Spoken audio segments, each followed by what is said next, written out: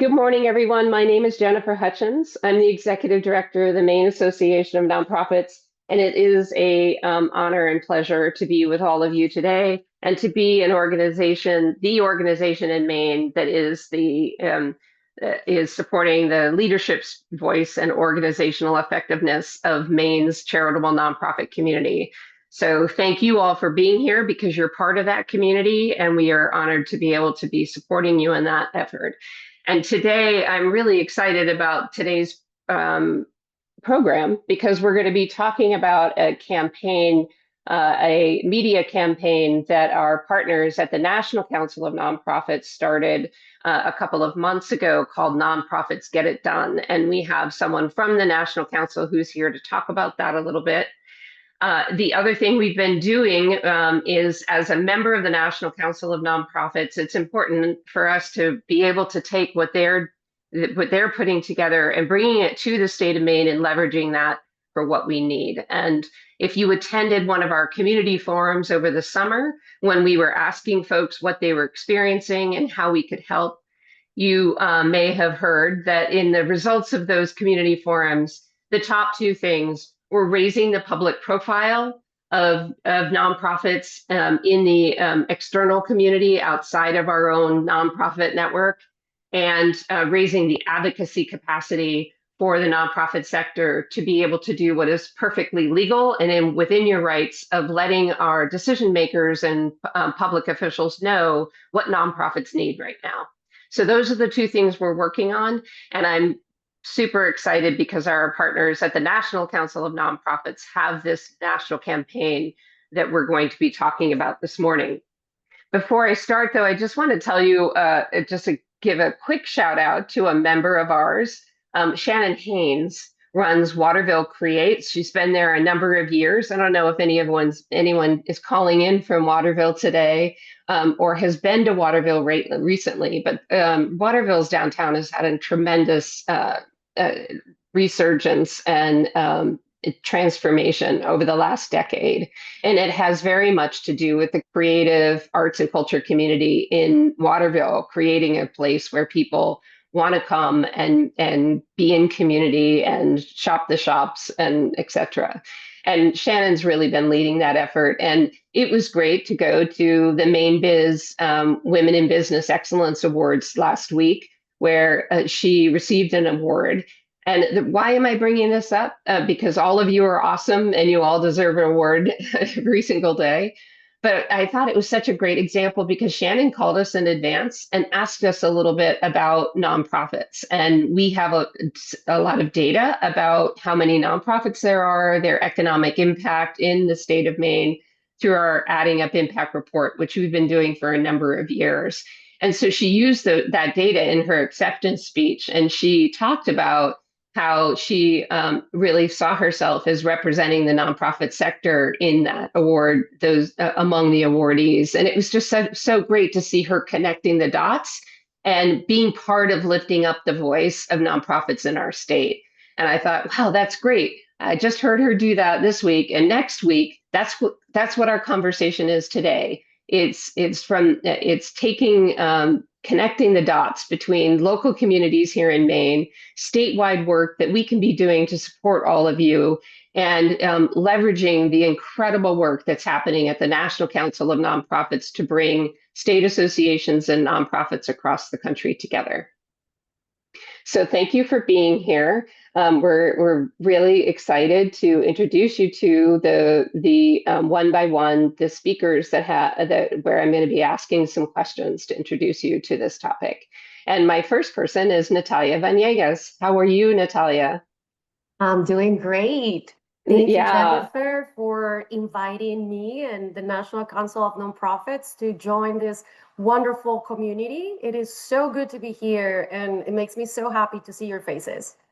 Oh, thank you so much. I do want to point out, everyone, Natalia has quite a career in communications, and so I want to just quickly point out that she's held several leadership roles in the city of Miami, in the District of Columbia, and with U.S. Congress. And She's led several national public affairs campaigns and has also worked very, very closely with Natalia, with nonprofits. And so we're just really honored and delighted that you were able to give us some of your time today. I know I happen to serve on the board of the National Council of Nonprofits, so I have a particularly close view of the tireless work that your team is doing right now. It's really quite remarkable. I actually kind of worry about all of you, but I think you might have had a retreat last week, which is good to hear. So I'm going to jump right in so that we can stay on time. With the challenges facing the nonprofit sector in today's political climate, what was your team's strategy in shaping the national narrative around nonprofits get it done? How did you decide what kind of stories and the language that would be most impactful? Thank you, Jennifer. So, as you mentioned, the National Council of Nonprofits launched the Nonprofits Get It Done campaign. This was launched in August. It's a national effort that has been extremely well received across the sector. It's a timely, truth-telling campaign that shines a light on the vital work of local nonprofits nationwide and inspires people to stand up for them. But this campaign didn't just come out of nowhere. Over the past year, we've seen a coordinated effort to undermine trust in nonprofits through legislative proposals, executive actions, and influential voices that are shaping the broader narrative, including, sadly, false claims that mean to damage the reputation, effectiveness, and influence of the nonprofit sector. So for us, the National Council of Nonprofits, it is extremely important to champion the vital role charitable organizations play in communities across the country and to help people understand the key reality, which is most nonprofits are small, community-based organizations, not large national entities, and they operate on limited budgets that they manage with care. So to ensure the sector's impact is both recognized and protected, NCN launched this campaign to educate the public and policymakers about the positive contributions nonprofits make to our society. We made a strategic decision to focus on conservative lawmakers in some key states where elected officials hold leadership roles in the House or Senate or have been critical allies to us and to the sector. Our focus on these lawmakers simply reflects today's political reality, which is the GOP currently holds power in government, and any chance of preventing future threats depends on engaging them. So to inform this work, we conducted a national poll in late April of Republican voters with oversamples in 11 priority target states. When we tested sentiment on nonprofits, we found that a majority of Republicans agree that nonprofits are made up of local volunteers, support the most vulnerable, and respond in times of crisis. So in August, we launched the first phase of our creative campaign running through October. And it is designed to highlight nonprofit stories and engage key audiences to write to their members of Congress. This campaign was designed to capture policymakers' attention by elevating nonprofit impact stories, targeting local communities, and guiding audiences to the website where they can use a template to write to their legislators, and with that, apply strategic pressure in Washington as we also build grassroots momentum. So we launched the campaign across Instagram, Facebook, and LinkedIn in local markets. We shared a toolkit with our networks to encourage organic engagement, and we activated through earned media. And also, we tied this messaging to key moments like the National Nonprofit Day, which was a wonderful day with a lot of different organizations joined us, amplifying the importance of nonprofits. In early September, when Congress returned to DC, we kicked off our Inside the Beltway efforts with LinkedIn, displayed ads, and with video content that was specifically targeted to senators, members of Congress, and their communities around them here in DC and the Beltway. That's great. Thank you so much. And so, in terms of working with the states, why is it important for small local organizations? A couple of the organizations that you featured in your campaign in Maine are kind of small and community based. Why is that significant in a national campaign like this? Jennifer, real change happens when everyone is involved, from local nonprofits in our neighborhoods to state associations and national partners. And that is how we truly elevate the nonprofit sector and make an impact. When we work together, united, we all know that our voices are louder. And with that stronger voice, we can make the impact that we're looking for. So to maximize reach, NCN launched a grassroots effort that included a toolkit enabling nonprofits nationwide, all communities, anybody, like all the different organizations that wanted to use it, to amplify our campaign assets and messaging. And with that, extend reach into their local communities. So as you have seen it, and probably many others have seen, the campaign uses bold colors and punchy headlines. And that is because we want to highlight and get people's attention and highlight the vital work that nonprofits do every day in their local communities. That is the only way.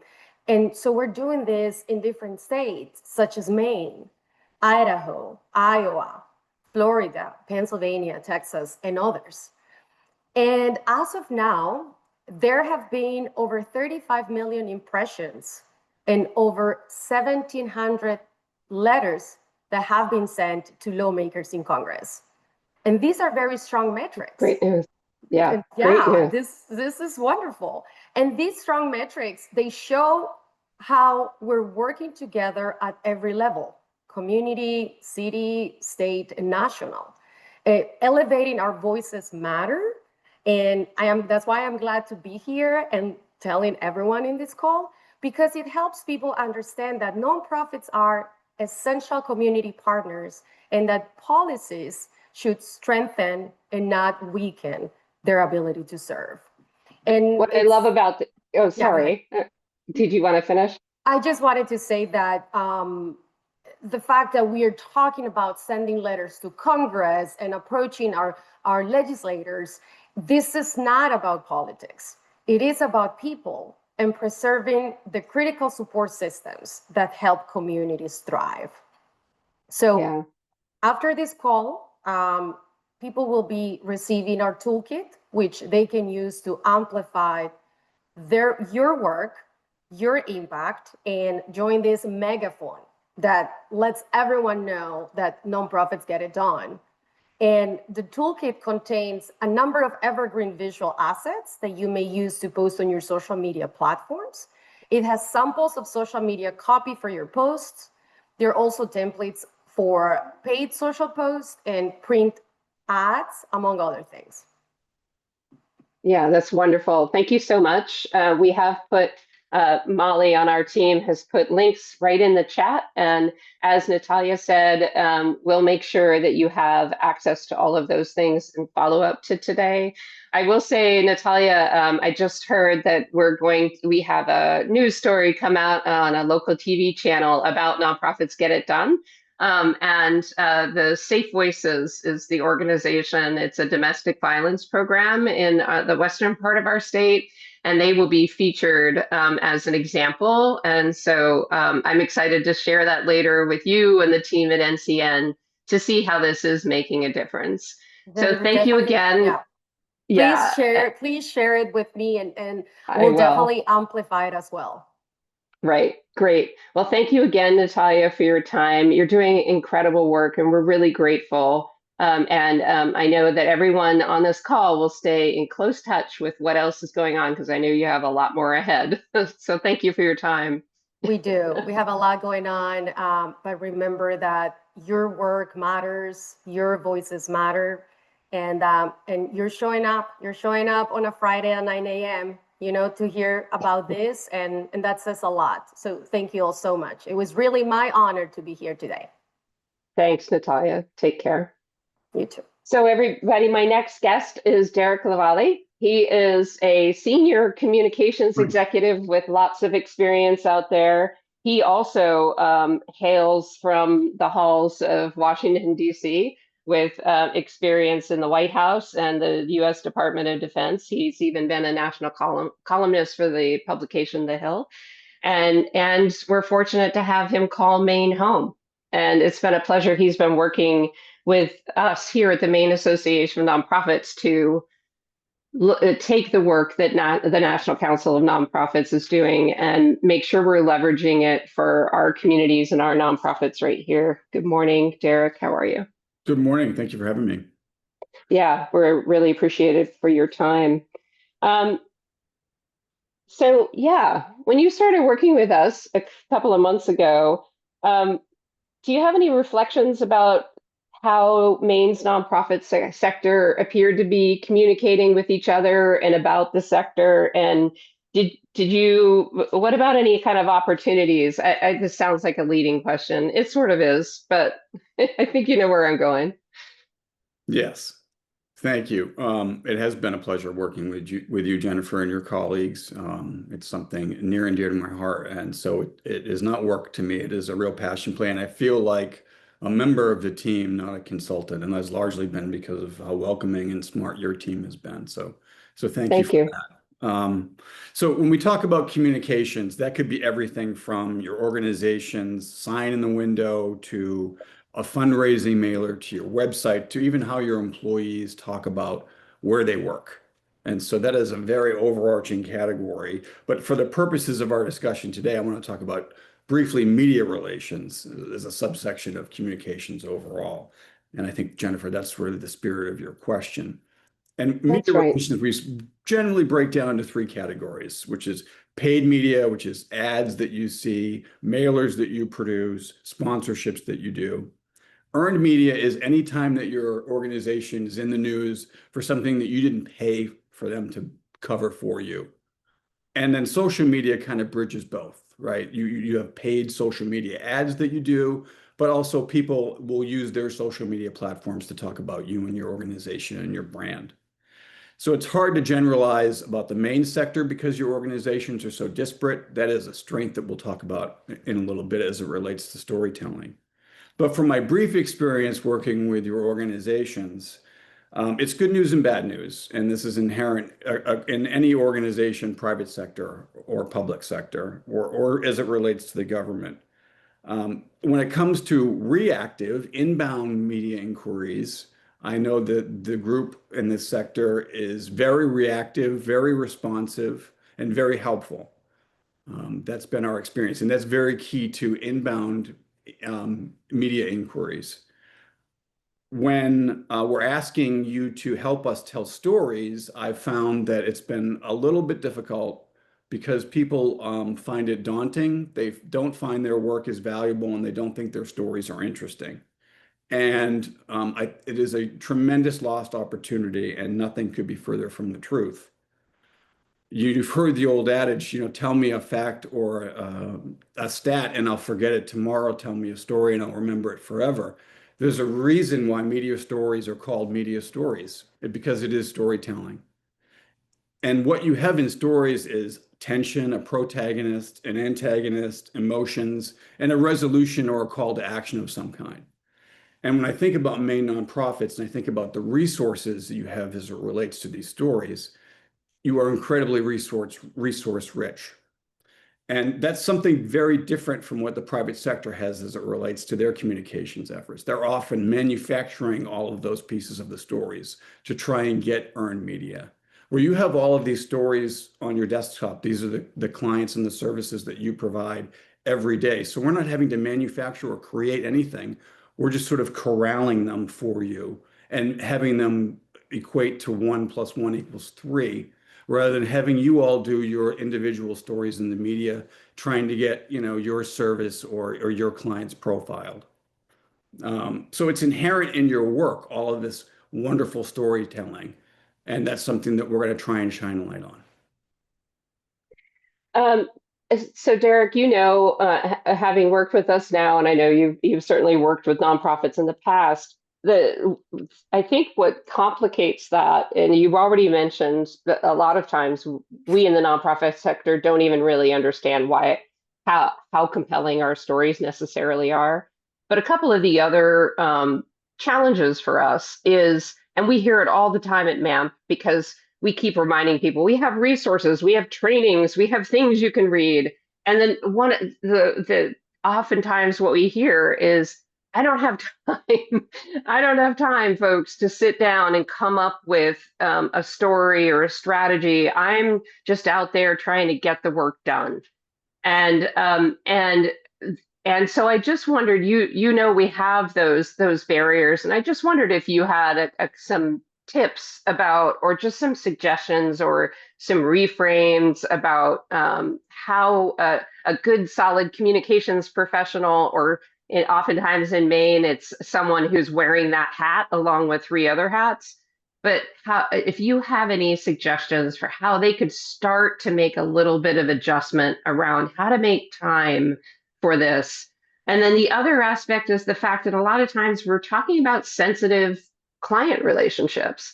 There's a real importance for the dignity, the respect, and the privacy of the people who might be tapping into some of the services. Not all of our nonprofits are in that case, but still. So I just wondered if you've had an opportunity to think that through a little bit and could offer us any reflections on those two barriers. Yeah, two separate questions. One is, how do you make time for it? And two, what are the sensitivities as it relates to your clients? Yeah. Well, we're kind of going to be the cavalry as it relates to helping tell your story, at least over the next year or so. But again, I would think about, is this an opportunity that a friend or a neighbor would like to hear about? And that's really what we're talking about here when we're talking about earned media stories. I think people think, well, the news is this giant monolithic thing that's scary. But here in Maine, we have the benefit of being a very small community. That's one of our strengths. So when you think about, well, is this a story that would be of interest to anybody besides me or the person that is benefiting from this service? Think about telling your cousin, your mother-in-law, a brother, a neighbor, a priest about this specific story. And I guarantee they would be interested in hearing the story. It would be something that they probably didn't know, and they'd like to hear more about it or potentially get involved to help. So just think about communications as communicating to people that you know and love. And we use that same model to communicate to media outlets. So if you think about it in those terms, perhaps it'll be a little less daunting. In terms of resource management, we're going to be asking all of you to think about the sector as a quilt. And this is something Jennifer and I talk about, this analogy of the emergency social services fabric that the nonprofits provide is a giant quilt, and each of your organizations are a square in that quilt, and you have your own brand and your own story that's all complementary to the larger quilt that you're part of, the quilt that we're helping put over the people that are most in need. And so if you could just focus a little bit on your story and not the larger story about what's happening as a result in Washington, but what the work is on your desk and in your door, we will help you make that into a larger story about the sector. Yeah, great. So what I hear you saying, Derek, is don't bite off more than you can chew, and don't discount just that simple story, and starting there, and not and remembering that it's daunting when you try to take it on as a big issue that you're trying to make major change. Start with what's right there, right next to you. And I'll just add that this is where your volunteers and board members could be really helpful. And I would imagine that some of you have someone who's just one step removed from the people who are doing the daily work, who might be willing to do the exercise of just recording recording their personal story and their relationship. I'm not talking about clients right now. I'm just talking about the people who support and are passionate about your work. Because I also know that it can be very helpful to have someone who's not in your organization tell other people about what that organization means to them. So maybe you have a board member or a volunteer who'd be willing to do an audio recording or a quick video recording, or write a quick vignette about why the impact there. Am I giving bad advice? No, it's as simple as that. I mean, and everybody has one of these now, which is a movie production company in your hand.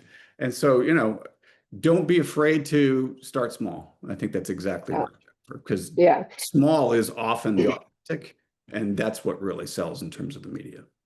Yeah, and then the other point I just want to make with regards to the sensitivity around clients, and I know there have been some chat, people adding in chat right now, or some organizations have managed these waters in terms of building relationships with clients and getting them to a place where they may be comfortable in sharing their stories. And so I just want to say that there are people out there who, if you are unsure as to how to approach that, and are interested, we could connect you with other people, other peers in the sector who could help support you in that effort, because it is important for us to obviously be sensitive to our clients and the service recipients. And I've seen some organizations do it with an incredible amount of care and dignity. So we'd be happy to help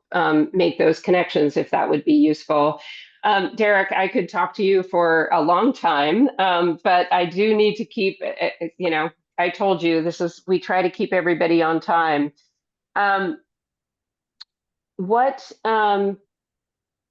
When I'd like to get your reflect like the efforts like the Nonprofits Get It Done campaign.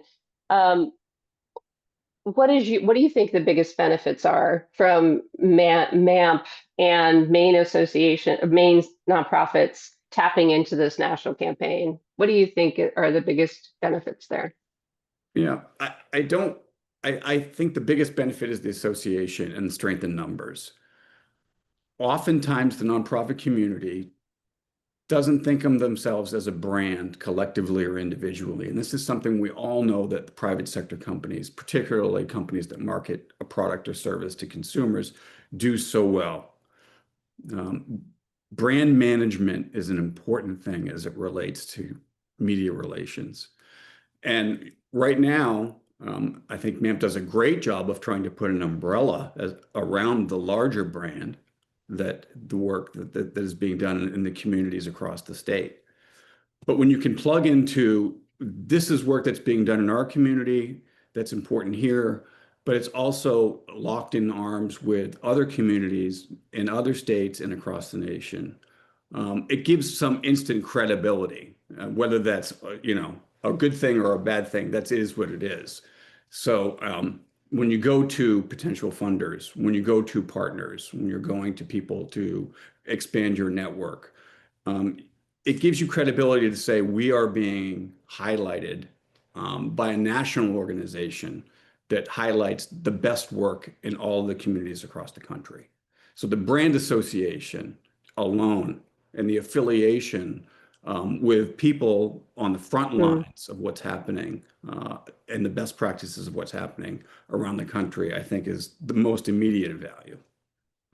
Yeah, that's great. Thank you very much. It's that validation, right, of being able to demonstrate that you're connected to something larger or something that has an added perspective to the work you're trying to do at your organization.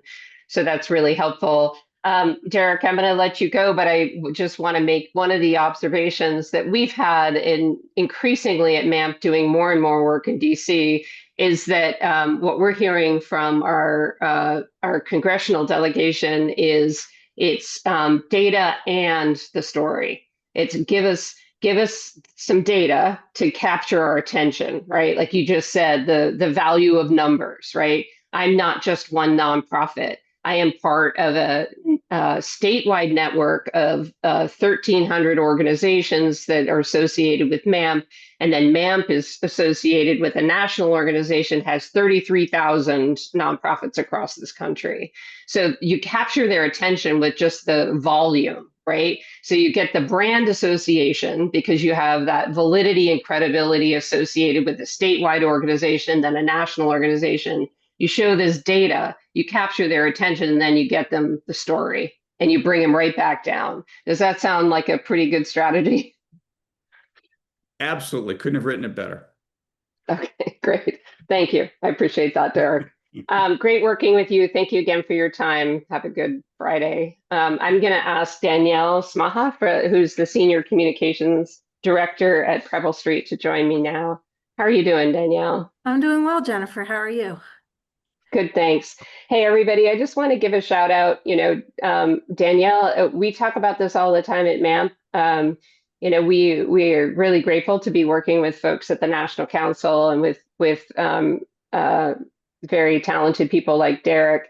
Danielle, however, is one of the folks that we care about because you're working right on the front lines. And I just want to acknowledge right off the bat, Danielle, that you at Preble Street are supporting some of the most vulnerable people in our communities. And I know how dedicated you are to that and how you've been spending the last 4 years, I believe, at Preble Street, supporting people who are struggling for all kinds of reasons.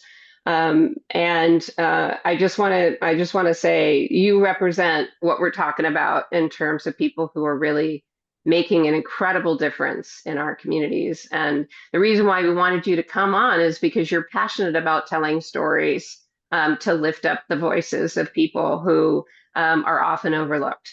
And so thank you for being here. And I know that there's a lot going on in our communities right now. And I just appreciate you quite a bit. And I wanted to highlight that. Thank you so much. Preble Street does its work because of the 350 people that work here statewide and show up day after day. And I know that's the same thing for so many of our nonprofits here in our state. So when you hear about programs or campaigns like Nonprofits Get It Done, as a senior communications professional, what do you think about that? And how do you, if you choose to leverage that, how do you go about it? And what difference does it make to you in your work? I think it makes an incredible difference. So we're excited to be working with Derek actually on this first round of the campaign where we'll be telling stories about veterans, the unhoused community, people who are food insecure, people who need heating assistance. I think there's a representative from a arts and culture nonprofit as well. And so bringing all these different stories together, I think helps connect things for people in the public who maybe care about one particular sector or cause, but don't realize how broadly the impacts of what's going on at the federal level right now are going to impact Maine. While we were talking here, I was thinking about something that actually we've been working through this week. Our federal funding for some of our trafficking work is currently under threat. And so, I just want to encourage people to also think about the other national organizations or statewide organizations that they might be connected with for ways to tell their stories. One of our national partners, as far working on trafficking services, reached out about an opportunity with the Guardian newspaper. And so we were able to share a little bit about the impacts that are going to be happening here in Maine at that national and international level. And that came about because of campaigns like this, people who are, trying to collect all these stories together in one place so that we can better tell the story. Mm-hmm. Have you had luck on social media do you use social media much to talk about the work of Preble Street? Every single day, Jennifer. We're on Facebook, Blue Sky, Instagram and LinkedIn. And we've had great success recently, actually, with trying more cell phone videos with members of our staff responding or telling stories. We do share client stories, and I do appreciate what you said about the sensitivity. Sometimes it's really difficult to ask people who are in their worst moments to share what's going on in their lives. And but we do work a lot with either former clients or people who are a little bit out of their trouble to share their stories. But we've definitely been using social media intensely. I found LinkedIn actually to be a really great resource over these last 6 months. I think a lot of people in different sectors have been going on as staff members who are impacted or federal employees and giving a different type of information that I recall seeing there before that's been really informative to communications work. And do you find that you need to, do you ever have board members who want to know what the value of that is? Like, do you find you're having to show statistics to be like, we had this many hits on social media and it drew this much return on investment in terms of expanding our network? How do you talk about that? And if people ask, I was just curious, sometimes board members or external people can say, are you sure social media is really making a difference? I was just curious what your take on that was. Yeah, I don't think we get that question too much. We do a weekly internal email that goes to some members of our board as well that shares what's going on. And so it shares some of our media clips from the week or some of the information for social media. So I think we do a fairly good job of keeping people informed. And every so often at a board meeting, I might share a little bit more in depth about what's going on. But people seem to be really supportive, and we have a ton of people who are engaged with us. We have more than 22,000 people, I think, on our email newsletter, 25,000 people that are getting our print newsletter twice a year. I think 8,000 followers on Facebook. And so we can really see the engagement. And a lot of our board members are following and liking or commenting. And so, I think they see what's happening there. Yeah, and so they see, they're seeing those stories and they're connecting with them.